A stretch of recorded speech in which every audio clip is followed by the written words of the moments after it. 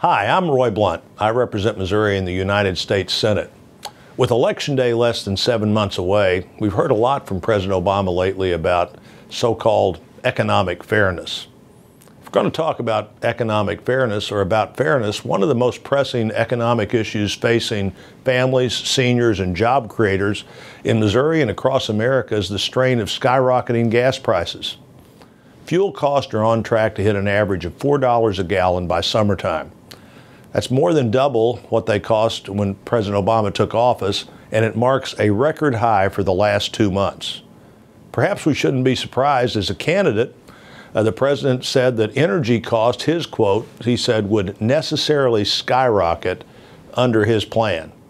Well, that's probably one promise the American people wish he hadn't kept.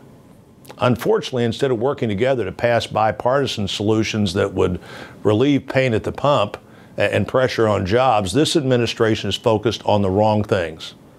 The latest example was the Senate's vote this week on the so-called Buffett tax, a gimmick that would do nothing to jumpstart jobs or lower fuel prices for average Americans who are really struggling to make ends meet and has a lot of negative consequences.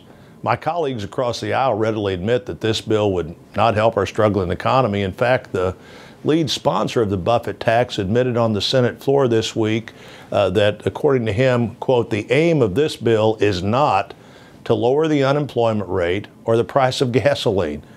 Now, the real question that Americans should be asking is why not? Why would the Senate be talking about things that wouldn't have impact on energy prices or our economy? Why would we have wasted the week on something like that? There's really no excuse for not doing things that would lower gas prices and encourage private sector job creation. 4 out of 5 people hit by the new tax are business owners.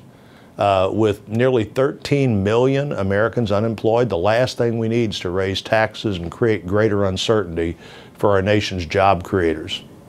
According to a recent survey by the U.S. Chamber of Commerce, uncertainty and gas prices are the top concerns for small business. More than half of all small businesses said they weren't hiring because they said they weren't confident in the recovery. And a third said they weren't hiring due to the uncertainty driven by Washington. Well, we didn't do anything this week about either of those problems, and some of them can only be solved by a government doing its job. Meanwhile, nearly a quarter of small businesses reported that gas prices were their top concern. Unfortunately, for years, this administration and Democrats in the Senate continue to dismiss bipartisan solutions that would help put people back to work and encourage more economic energy development.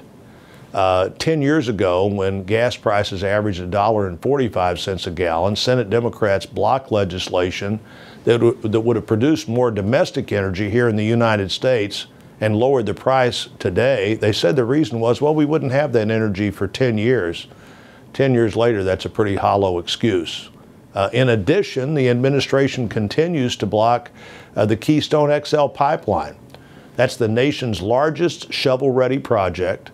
No taxpayer money involved. It would create thousands of American jobs and deliver more than 800,000 barrels of oil a day to our refineries from our best trading partner and our closest neighbor, Canada, all without costing taxpayers. The Keystone Pipeline's one common sense step in the right direction to help put more people back to work, reduce prices at the pump, and position our nation for greater energy security now and in the future. Jobs, jobs, and jobs should be the number 1, 2, and 3 domestic priorities of the federal government. The shortest path to more American jobs is more American energy. We should do the right thing for American jobs and American families, and by the way, we should do it now.